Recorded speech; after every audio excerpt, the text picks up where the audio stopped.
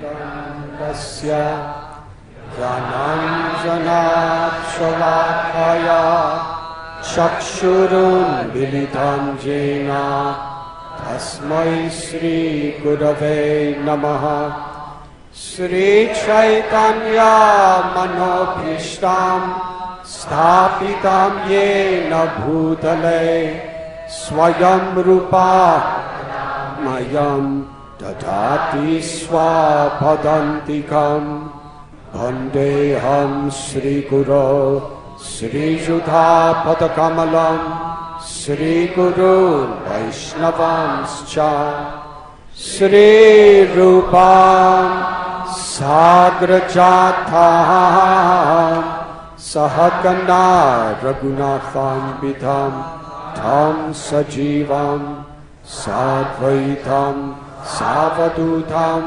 Harijana Sahitam Krishna Chaitanya Devam Sri Radha Krishna Padam Sahagana Lalita Sri Vishakam Bidhamscha He Krishna Karuna Sindhu Dinabandhu Jagatpate Gopesha Gopika Kanta Radha Kanta Namostate Tapta Kanchana Gaurangi Radhe Vrindavaneshwari Vrishabhanu Sute Devi Pranamami Hari Priye Vansha Kalpatarubhyascha Kripa Sindhubhya Evacha Patitanam Bhavanibhyo Vaishnavebhyo Namo Namaha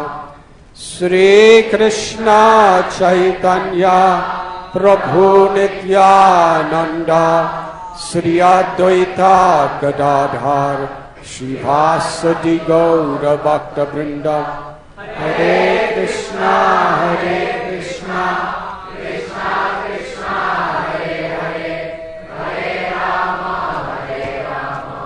Rama Rama Hare Hare.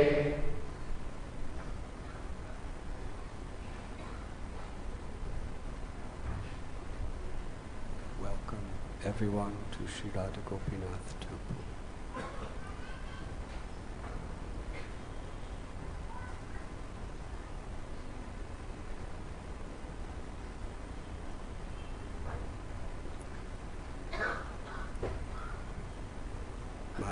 My intention is to be brief tonight because tomorrow is Gaur Purnima, so it's a busy day for everyone. So I'd like to see everyone get nice rest. But let us see how far my intentions will be fulfilled.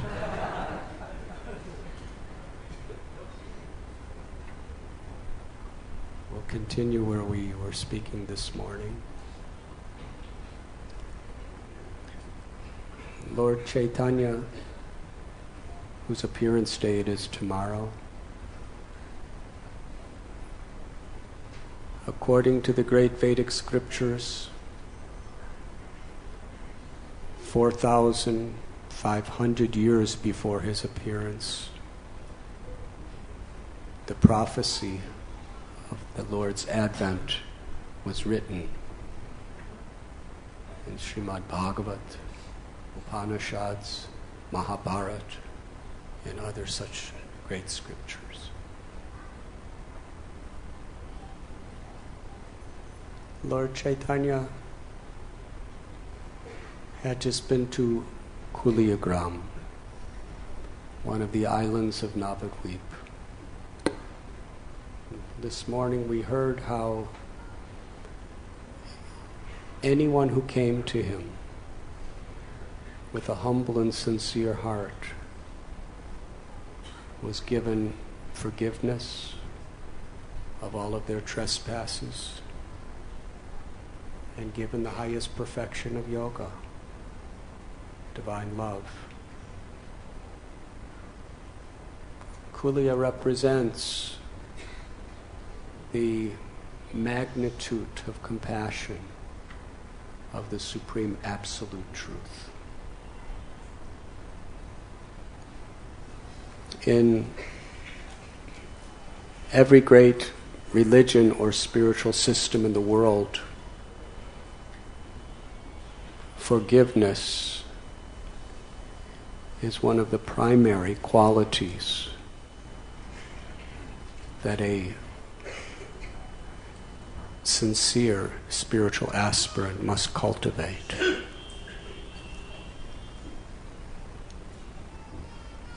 In the Bible, Jesus was asked, if someone trespasses you, commits offense to you 7 times, according to our scripture, it says they should be forgiven. What do you say? He said, even if someone offends you 70 times 7, you should offend them. You should forgive them. And we find Haridas Thakur, who was the Nam Acharya, a very special position. Because in this age of Kali, the most highly prescribed method of self-realization is the chanting of God's names. Kalero dostanide rajan asti heka mahan guna kirtanar eva krishnasya mukta sangha param prajet. This age of Kali is an ocean of faults. People are so spiritually weak, so easily attached to selfish pursuits. And the value system of people becomes so degraded. People are considered great because of the appearance of their bodies, the strength of their bodies, the power of their intellect, the quantity of their wealth or property, their power over others. But real greatness is in one's character, one's love for God, one's compassion to others, one's selfish willingness to serve.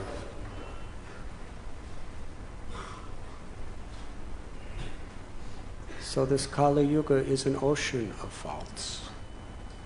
But there's one special good quality the Bhagavad Purana tells, that anyone who simply takes the name of God, Krishna, with all sincerity, will attain the highest perfection of liberation. Haridas Thakur is, for all time, the teacher of how to attain this perfection by chanting God's names. And time and again, in the story of his life, the primary quality he exhibits is forgiveness, compassion.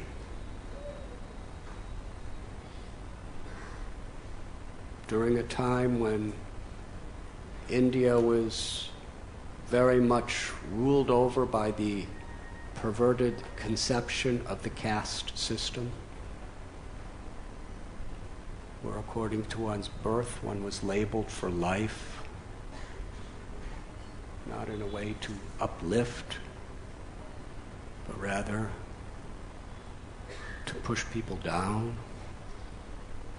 Because of birth, people were given no rights, socially, spiritually. It was a helpless, hopeless situation for such people.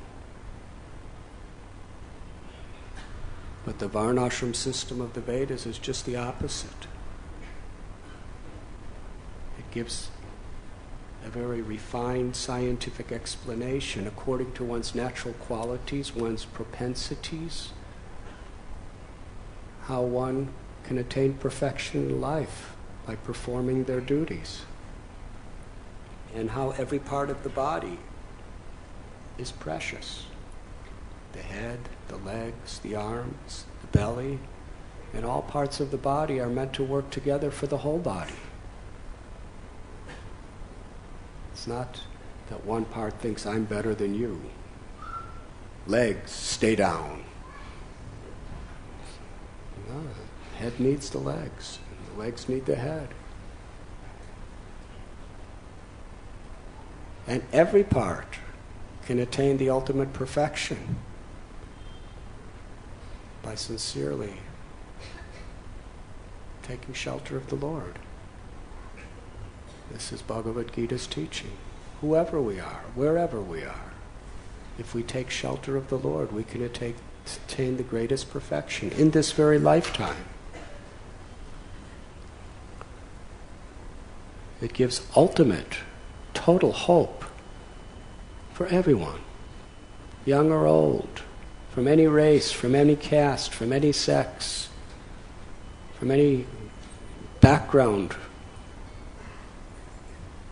Even if our background is notorious, criminal, sinner, there's still infinite hope if we reform our character and take shelter of the Lord. Because the name of God is so powerful, so pure, that if we chant sincerely, it can cleanse us from all the propensities, not only from the reactions of our past karmas, but from the propensities to do those things again. The power of the name of God is to awaken love within our heart, where we become instruments of that love through our actions, our words, and our thoughts. Because Thakur Haridas was born in what was seen a low birth, he was condemned again and again wherever he went. He was criticized. People tried to destroy his reputation. They tried to destroy his life. They wanted to put him in prison. And eventually they sentenced him to death. And they beat him in 22 marketplaces with the intent to kill him. And it was the king that ruled over him with powerful executioners. And all the time Haridas was happy. He was praying to Krishna. Don't hold this against them. That they're beating me, they're spitting on me, they're kicking me, they're smashing me with canes, they're trying to murder me. Don't hold it against them. Give them love of God. Let me just go through this. And he didn't just do this as a show. It wasn't a drama performed at the Bharatiya Vidya Bhavan. It was real life. This is him.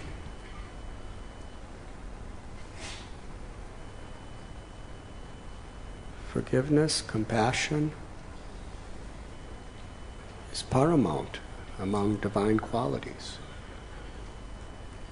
And where does that come from? Janmadyasya yataha, the Brahma Sutra tells in the first aphorism, that everything emanates from the Absolute Truth.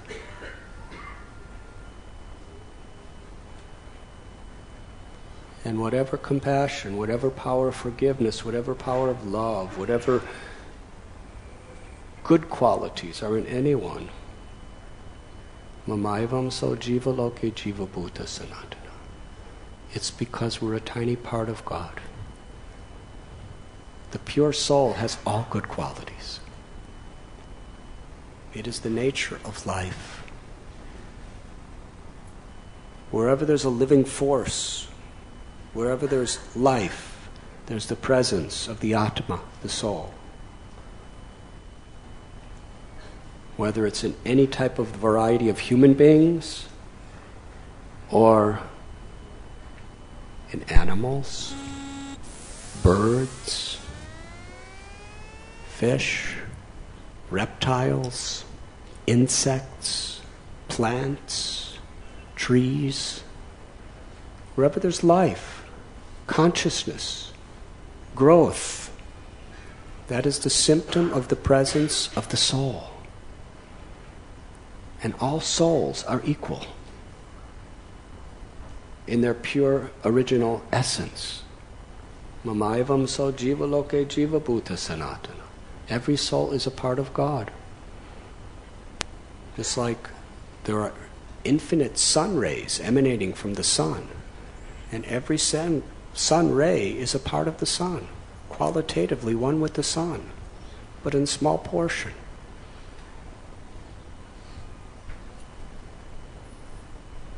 So wherever there is life, the inherent nature of that life force is all good, all pure, eternal, full of knowledge and full of bliss. So we read about saintly people, holy people, or just good people in this world. Their kindness. Krishna's Karuna Sindhu. He is an unlimited, vast ocean of compassion.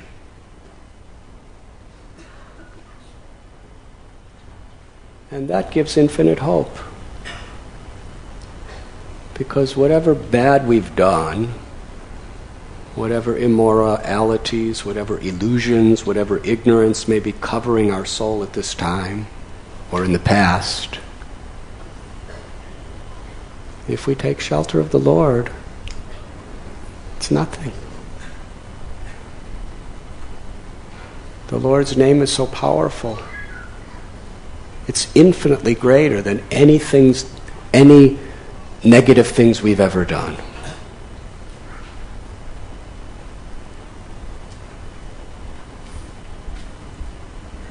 So in Kulia, Lord Chaitanya demonstrated this. Thousands of people were coming. People who were really offensive. People who even hated the Lord, Chaitanya. They hated him. They criticized him. They intended to beat him, to punish him with malice intent. They tried to totally destroy the lives of the Lord's beloved devotees. These are the kinds of people that were coming. They were talking about Lord Chaitanya, the Supreme Personality of Godhead, who came to help them in the most condescending words. Spreading around town that he was a faker, he was a cheat, he was immoral, he was sinful, he was proud, arrogant, he should be punished. All his devotees should be punished, killed.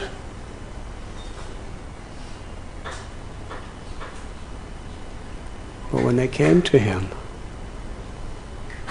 with sincere hearts, we're sorry, please give us your mercy.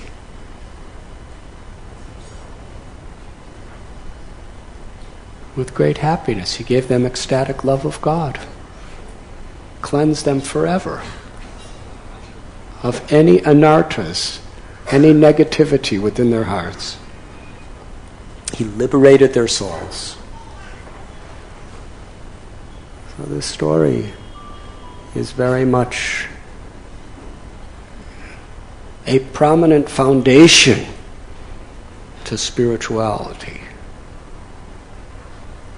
That we ourselves, by our own endeavor, it's very difficult to remove all of the dust and the dirt of lust and envy, anger, arrogance, greed, illusion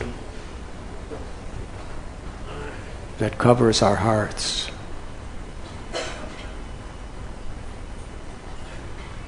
But if we turn to the Lord who has appeared in his name with a sincere heart, all of these things could be cleansed. Cheto darapana marjana.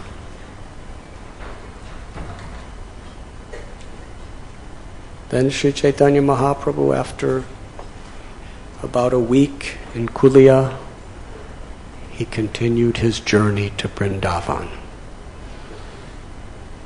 Interesting, his purpose was to go to Vrindavan.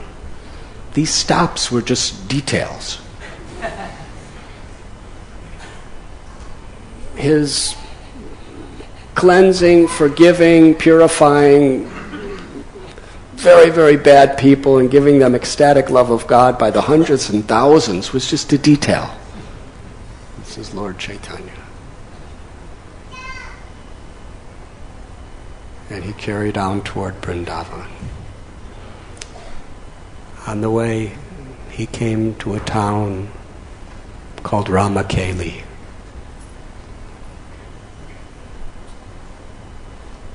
There were many scholars, Brahmins, pious people who lived there, but it was also the residence of the Mughal king, the Nawab Hussain Shah. He was a person who, from his birth and his training, he learned to hate anyone different than himself.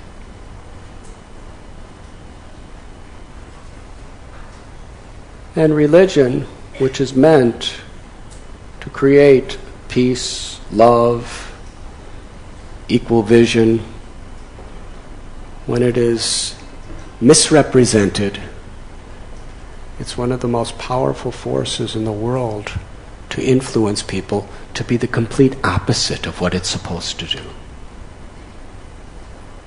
So Nawab Hussain Shah, he was the Mughal king of Bengal.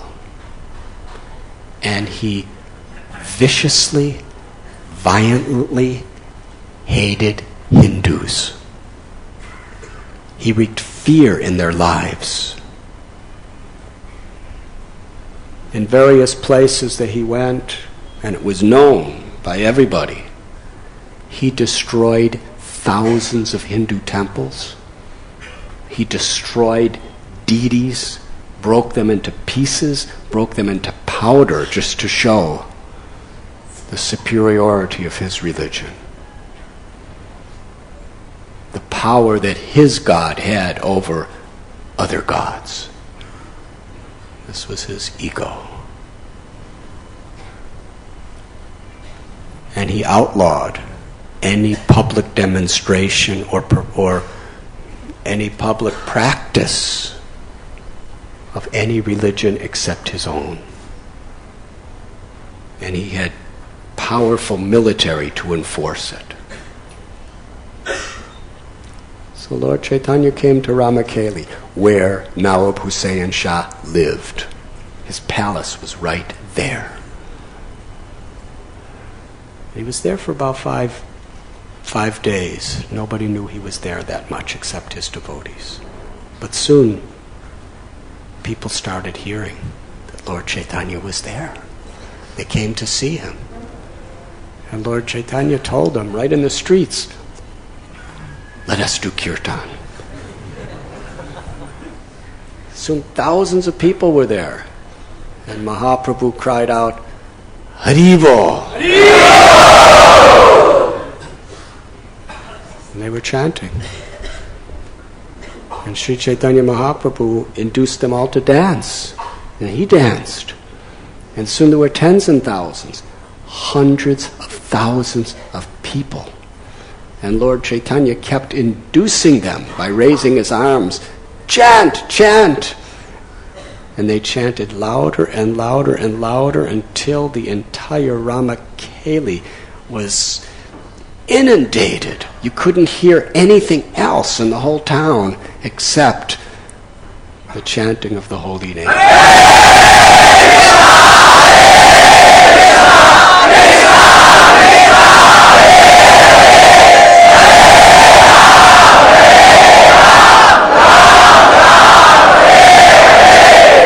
And the people were so inundated by the grace of God coming through kirtan, they were fearless. They knew. The king was hearing. They knew his history. They knew what he did. They saw what he did. They knew his military was everywhere and there were police everywhere. But they had no fear. They had no concern. What to speak of Lord Chaitanya? He was simply laughing, dancing along with hundreds and hundreds and thousands of people doing kirtan. And what an ecstatic kirtan that was. One policeman, military police, he happened to see the kirtan and Lord Chaitanya. And he went back to the king, Nawab Hussain Shah. He said, I saw what's happening out there. I've never seen anything like it. King said, what is it? He said, I want to know everything. He said, there's this sannyasi. He's a Swami. I've never seen anything like a person like this. He has a very, very tall body. His complexion is resplendent like molten gold. His face is radiant like hundreds of full moons. His eyes, they are like lotus petals, so large they practically extend to his ears. His nose, like a sesame flower, his lips are bright red, his teeth are like pearls. His neck is like a lion, his shoulders like an elephant. His arms, they're like beautiful golden pillars that extend below his knees. His eyebrows are like the bows of Kamadev. And how he affects people's lives. From his eyes, torrents of tears are pouring like rivers. His hair stand on end. Sometimes I see him jump up and go into the ecstasy of some spiritual trance, and he falls to the ground and rocks break under him. But yet his body is soft like butter. And there are hundreds and thousands, if not millions of people who are all chanting in kirtan these names of Krishna day and night. He has such power over these people that no one goes home for days at a time. Nobody's eating. Nobody's sleeping. Nobody's doing anything except weeping and crying and chanting the names of Krishna.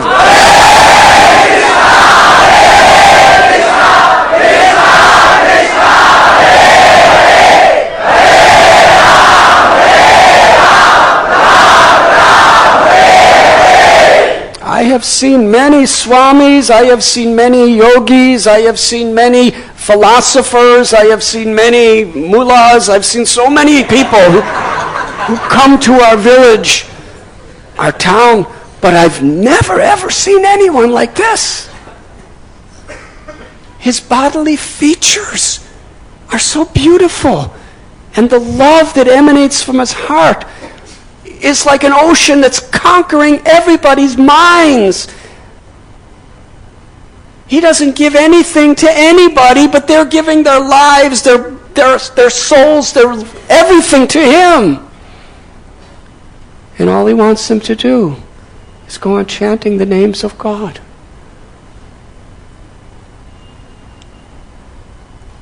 I've never seen anything like it. That's my report to you.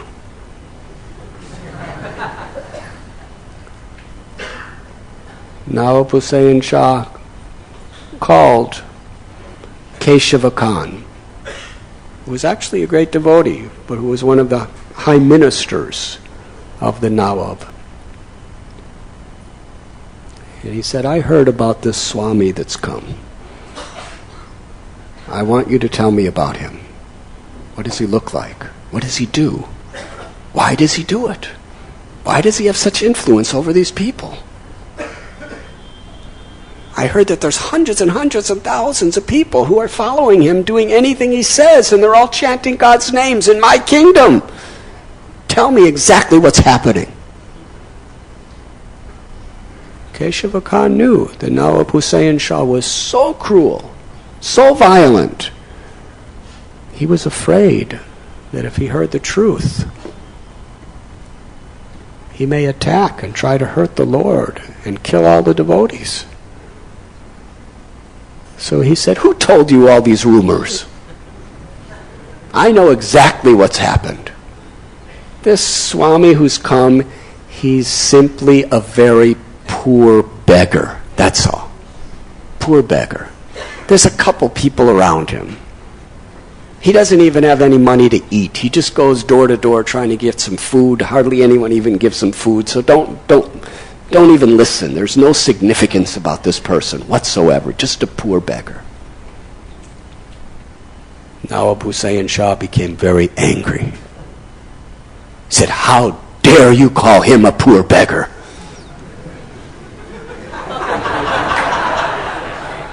This is a great offense.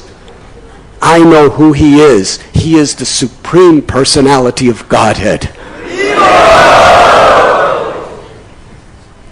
Who the Vedas call Krishna, who the Holy Quran call Koda, that same Supreme Absolute Truth, that Supreme Person has come to my kingdom to reveal his highest ecstasies, to reveal compassion and spread love of God to everyone and anyone without discrimination, and you're calling him a poor beggar? How dare you? He said, I'm just the king of one kingdom. He's the king of all the universes.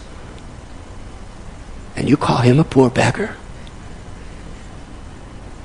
If I don't pay the people who work for me for 6 months, they won't work for me anymore. But he doesn't pay anybody anything. And he has hundreds of people, hundreds and thousands, millions of people giving their lives to him.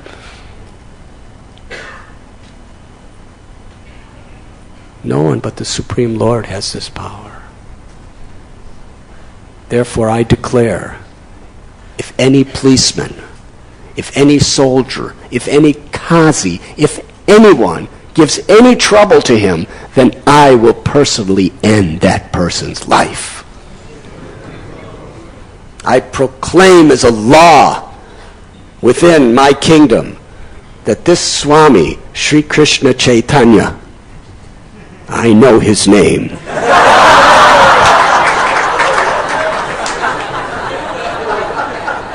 That he is free to teach anything he wants.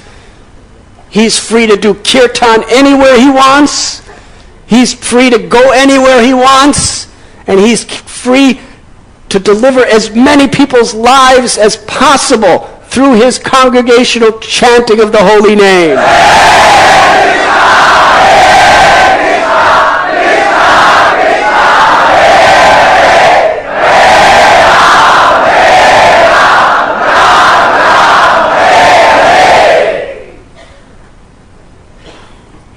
He sent Keshava Khan away.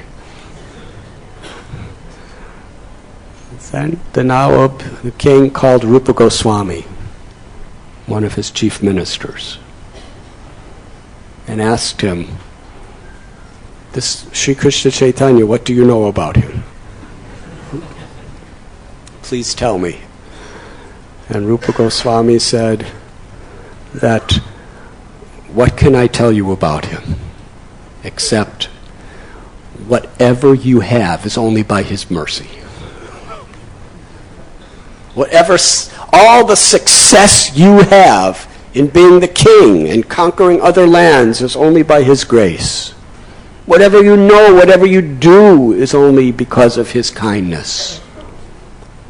He's the supreme absolute truth, the source of everything, the controller of all controllers. But why are you asking me? You're the king. You're supposed to be the representative of God. You should know these things. Whatever is in your heart, know that to be the truth. Then Rupa Goswami went home.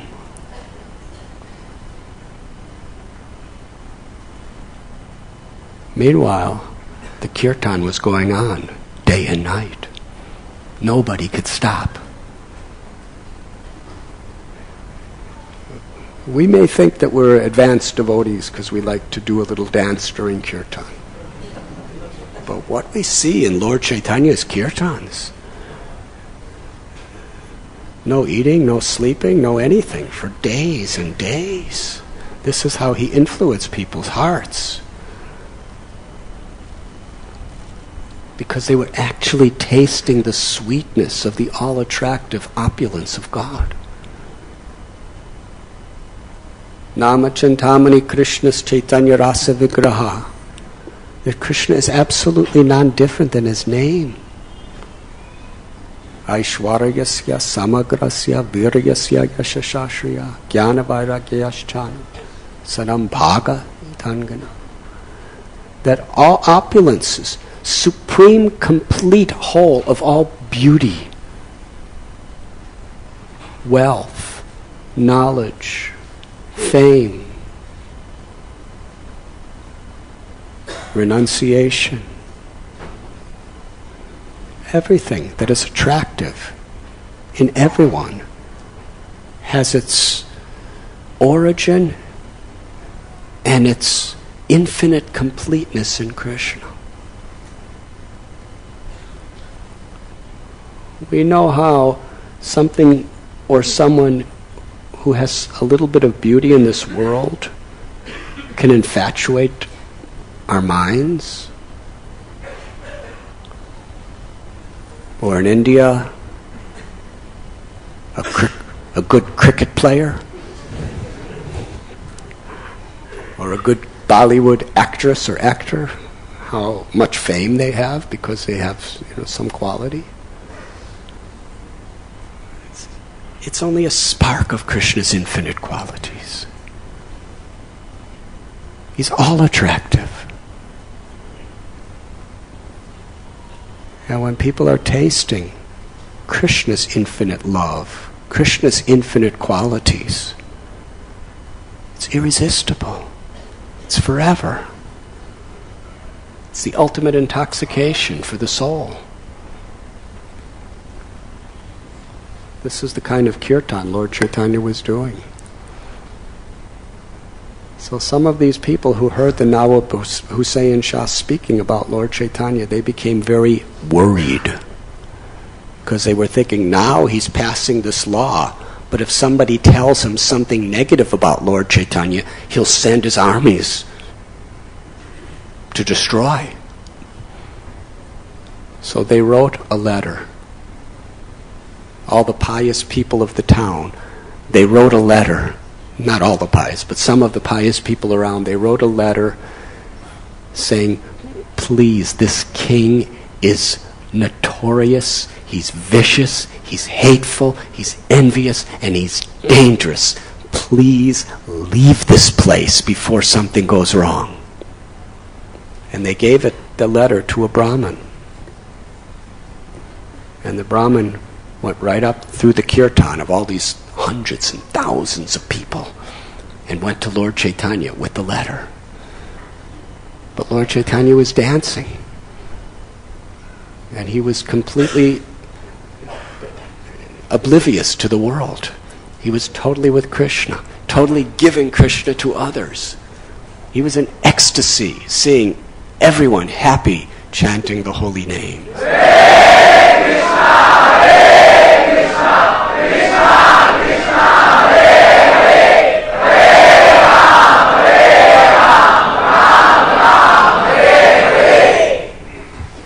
Sound like you're getting tired. Please try again.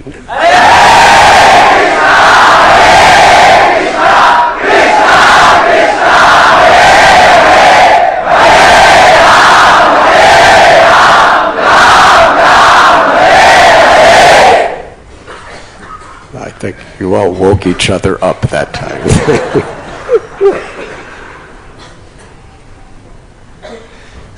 So the messenger was waiting for any little moment. We've all had those experiences where somebody's talking to you and you want to leave and you don't want to be disrespectful to the person, so you're just waiting for even a second break so you can say, actually, I have to go. You don't want to cut the person off when he's in the middle of a sentence, but you're just waiting for just even a 2-second break, just please, and the person goes on and on and on, and you're going like this, and he's going on and on. Well, he was just waiting for just some little break where Lord Chaitanya would just cast his eyes on him, or just so he could give him the note. He was standing at Lord Chaitanya's side for days.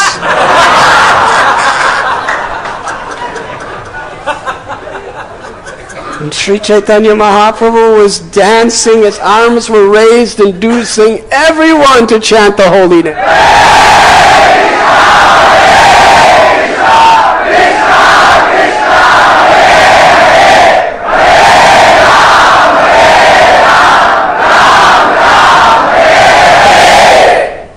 Finally, the Brahmin had to go home.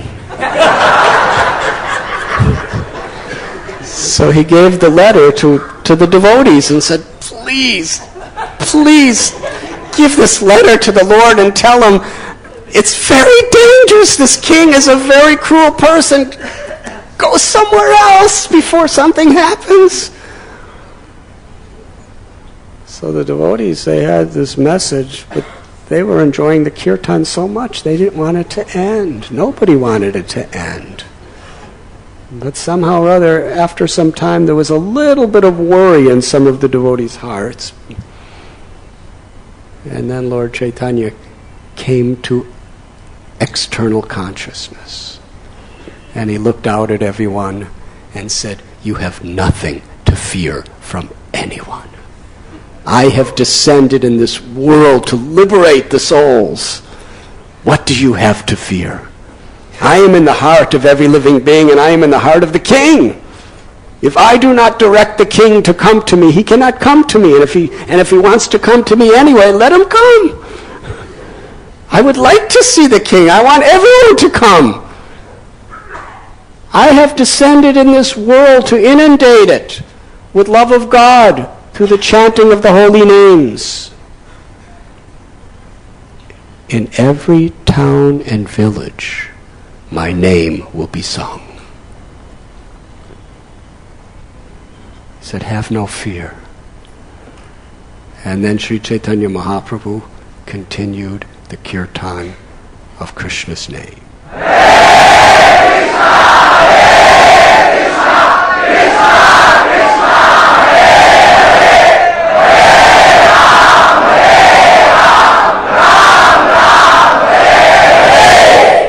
And all these people, even simple old ladies, and little children, and old men, and everybody, to them, the king, with all his military and force, were no more significant than a piece of straw, because they felt the total shelter of Sri Chaitanya Mahaprabhu and the kirtan.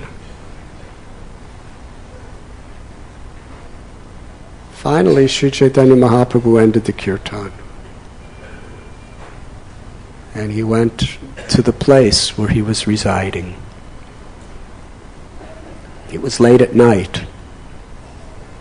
And Rupa and Sanatan Goswami, whose names at that time were Dabir Kas and Sakar Malik, they decided to secretly, incognito, meet Lord Chaitanya. According to the Bhakti Ratnakar, Rupa and Sanatan Goswami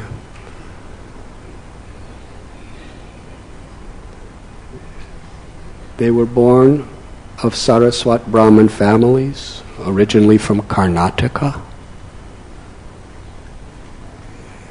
And their father and forefathers and their mother were great, great devotees. They were so incredibly learned, intelligent, and absolutely expert at everything they did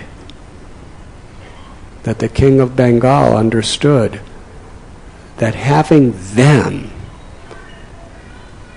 as his chief ministers would keep the population very peaceful, because they would all trust these men. So basically he gave them the choice. Either I'm going to persecute all your people, or I'm going to be kind to them, to whatever extent, if you become my ministers. And they did such a good job that he accepted them like brothers and actually divided his incredible wealth with them. They were living in magnificent palaces with huge estates. They had everything a material person could possibly want and far more. They were like kings themselves as far as their power, their wealth, their influence.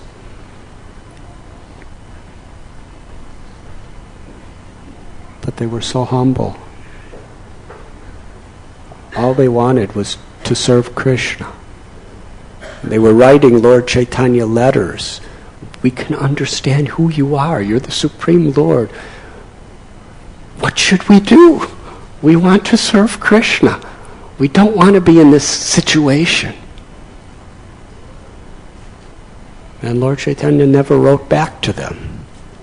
Repeated letters he was getting from them. But sometimes Swamis are like that. They don't write back. Try writing to one sometime and you might get that experience. Finally, after many, many letters, Lord Chaitanya wrote one sentence. He said, if a wife is attached to another man, then she'll serve her husband very nicely. That was it. That's Swami talk.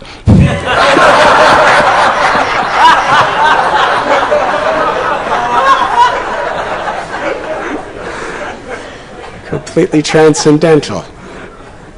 But they understood the message because they were very, very spiritually oriented people.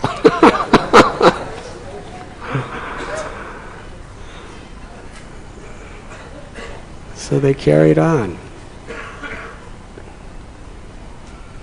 And it's explained, with all of their learning and their physical beauty and their wealth and their influence, they made their estates into replicas of Vrindavan. With the Kadamba forests, they would plant Kadamba trees, Tamal trees. They had Radha Kund, Shama Kund, the various forests and holy places where Krishna performed his Leela in Vrindavan. They made replicas of those in his own land. They used to do their sadhana. They had a Madan Mohan temple of Krishna that they would worship. Very, very deeply devoted, but still performed all their duties very expertly.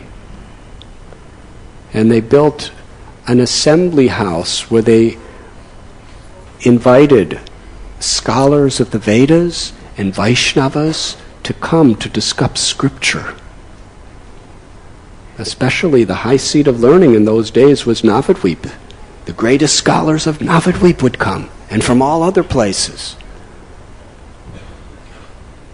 But everyone understood that Rupan Dabir Khas and Sakar Malik, they were given those names due to endearment. The Nawab Hussain Shah gave them these names just to show them how much he loved them. So Dabir Khas, Sakar Malik, they were greater scholars than all the other scholars. And yet they were so humble. If anyone came into their assembly, although they were sitting in the prominent places, they would come off their seats and personally bow down, greet, and render menial personal service to anyone who came. Srinivasacharya's father went there, and he said this was the most incredible experience he ever had. people with such influence, such power, such material prosperity, knowledge, and beauty. And yet, there was no trace of arrogance. They treated everyone like their master. They felt that they were the servant of every living being. And they offered all respects. And he said the combination of being great and being humble is the most incredible experience.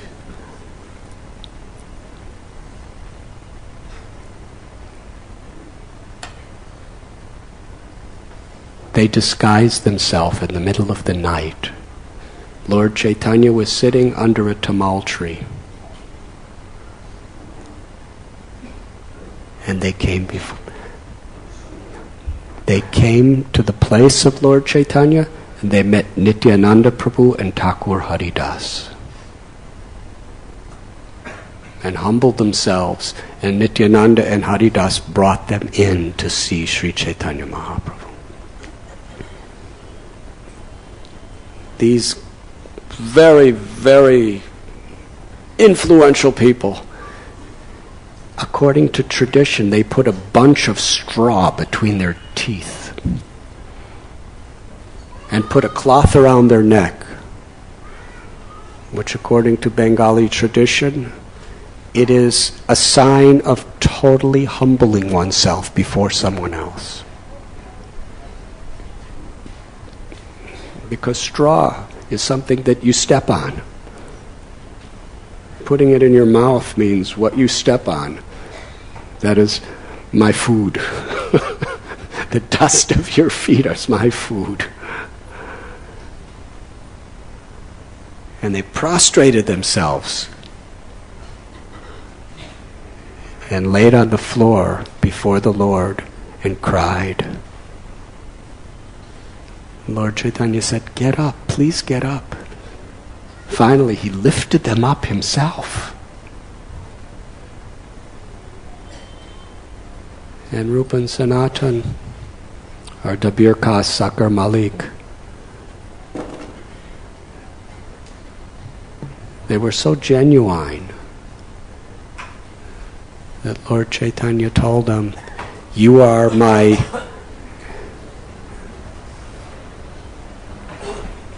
Shri Radha Gopinath ki jai. I guess my intention is not happening. But I'll end soon, for your pleasure. Lord Chaitanya said, "You are my very old friends and my brothers. And from this day I give you the names Rupa Goswami and Sanatan Goswami." And at this moment he initiated them. And Rupa and Sanatan began to speak.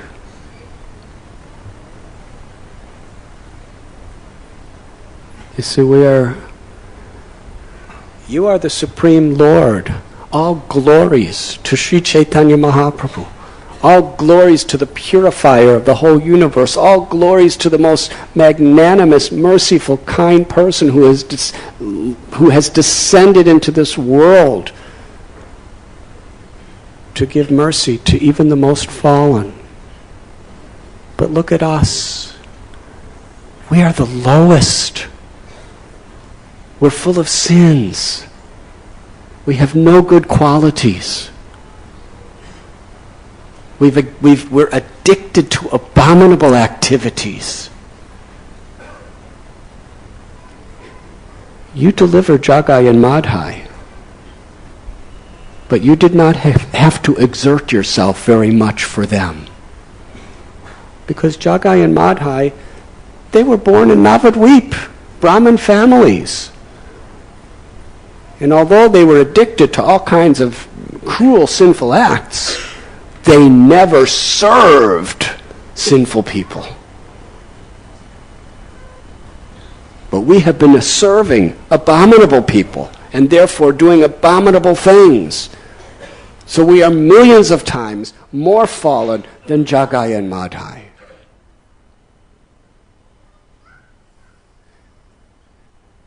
And my Lord, you are Patita Pavana. You've come to deliver the most fallen. You will not find anyone more fallen than us. So the whole purpose of your incarnation can be fulfilled if you give us love of God, love of Krishna. We have no right to even ask you of this. As low as we are, to ask you for a favor is like a dwarf trying to touch the moon with his finger. But we've heard about your glories, and we have no other hope except you. So please be merciful to us. Lord Chaitanya, hearing their words, because it was so genuine from their hearts, it was so honest, he began to cry. And he embraced them. Sri Chaitanya Mahaprabhu said, please, your humility is breaking my heart. And Sri Chaitanya Mahaprabhu placed his hand on their heads, and they grasped his feet. And Sri Chaitanya Mahaprabhu bestowed his full mercy upon them. And then he turned to all the devotees who were present. And Lord Chaitanya said, please bless Rupa and Sanatana Goswami. Bless them that Krishna will be merciful. And Rupa and Sanatana Goswami went with the same humility as they fell at the Lord's feet. They fell at all the devotees' feet, and all the devotees were blessing. And then a very important part of this incident is all the devotees who were there were struck with wonder to see how much mercy, kindness, and love Sri Chaitanya Mahaprabhu was showering upon these two people. And they were very happy because they were Vaishnavas. And in a purport, Srila Prabhupada explains the definition of a Vaishnava. A true Vaishnava is never envious. A devotee's greatest happiness is to see someone else being blessed and empowered by the Lord. But if we see someone else getting blessed and empowered by the Lord, if we feel unhappy to see that, or envious, or why not me, that is a great disqualification.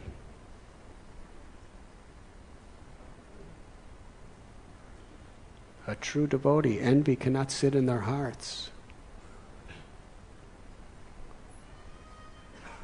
And when we see envy in our heart, instead of surrendering to the dictations of that envy by our words, by our actions, we understand it's an enemy within me. I should not surrender.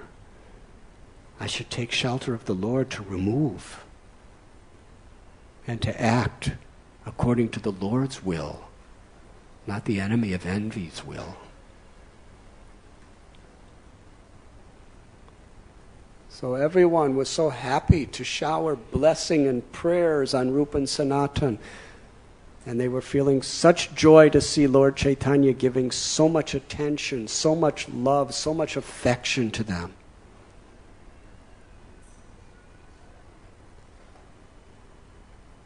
And Lord Chaitanya told them, because of your humility, despite having so much, because you're so humble, so simple, and because you've been blessed by all the devotees, you will soon be freed from all of your bondage, and you will achieve all the perfection of all of your desires. Just be patient. Rupa and Sanatana Goswami then took the Lord aside and said, "You're going to Vrindavan, but there are hundreds and thousands of people, practically millions of people following you. It's not a good time to go to Vrindavan.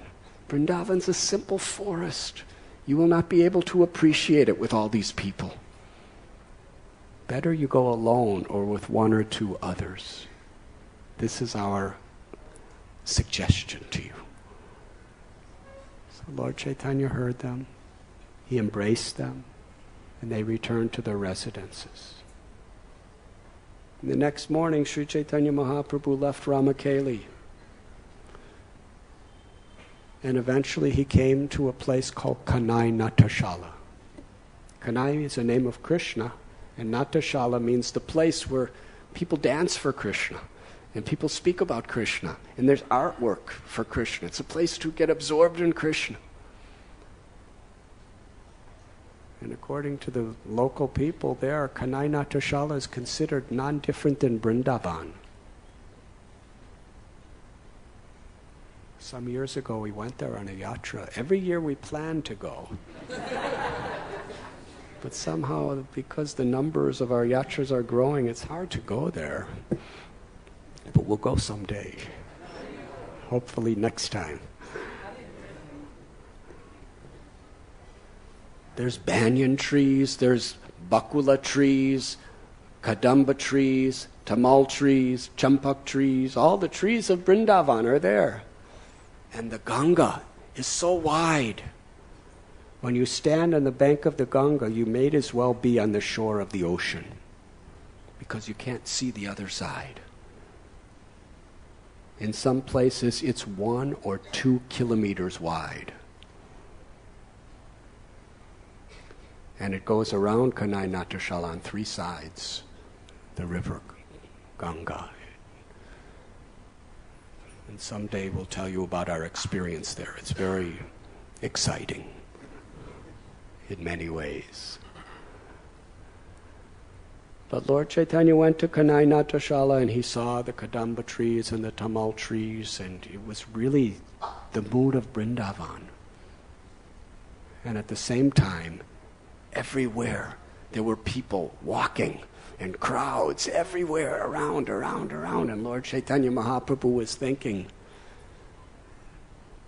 that Sanatana Goswami and Rupa Goswami, what they said is true. If I go to Vrindavan with all these people, it's going to be like this. So he called out to all of his associates, "I will now return to Jagannath Puri."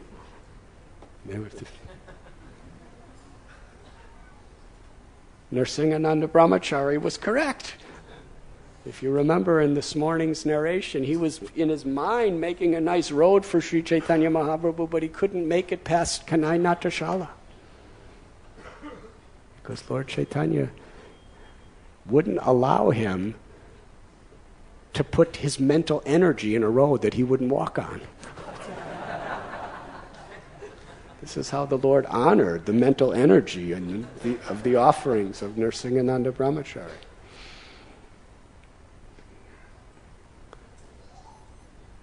So Sri Chaitanya Mahaprabhu turned back. And then he looked toward the Padma River. And he looked across in the direction of a village called Keturi. And raised his arms. And Lord Chaitanya started to cry in ecstasy as he cried out very loud, "Narottam, Narottam." And the devotees were wondering, we have never seen the Lord in such a state of mind, calling for someone. Who's this Narottam? And Nityananda and some others understood, a great person named Narottam will be born in Keturi. Sri Chaitanya Mahaprabhu is calling for him to be born in that place. Sri Chaitanya Mahaprabhu was literally calling for one of his most intimate, loving associates from the spiritual world to appear where he was looking. And Sri Chaitanya Mahaprabhu was in such an emotional spiritual state. Devotees were beside themselves, watching. And then the Lord told Nityananda Prabhu that Narottam is going to be born in K3 in our lifetime. And I will invest the love of my heart in his heart. And the kirtan that I have established in the world will be fully absorbed and realized and will be distributed to the world through Narottam. And then he told Nityananda Prabhu that you should come here at a certain particular time and you should help Narottam Das Thakur to receive that ecstatic love that I have given you. Then Sri Chaitanya Mahaprabhu went to Shantipur. Maybe I should end now and continue tomorrow. It's a really good story.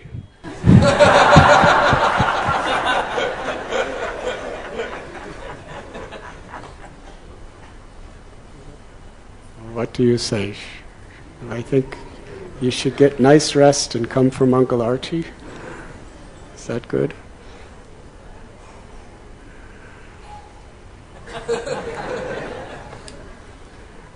So we'll continue tomorrow. And at this time we will have a few minutes of kirtan and then we'll...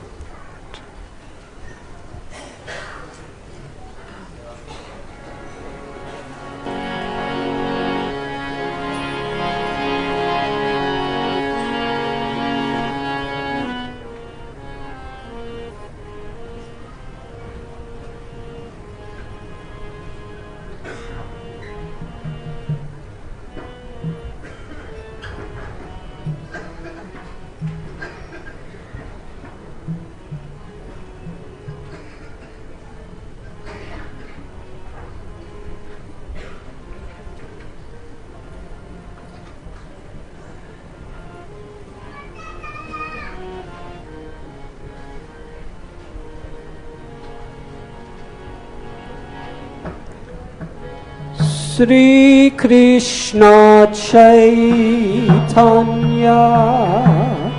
Prabhu Nityananda Sri Advaita Gadadhar Sri Vasadi Gaur Bhakta Vrinda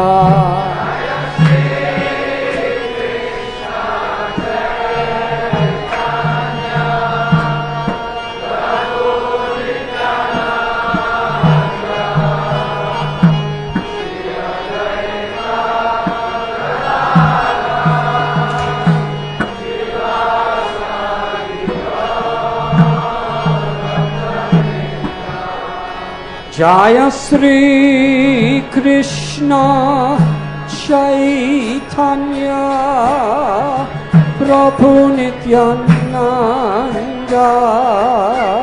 Sri Advaita Gadadhar Sri Vasadi Gaur Bhakta Vrinda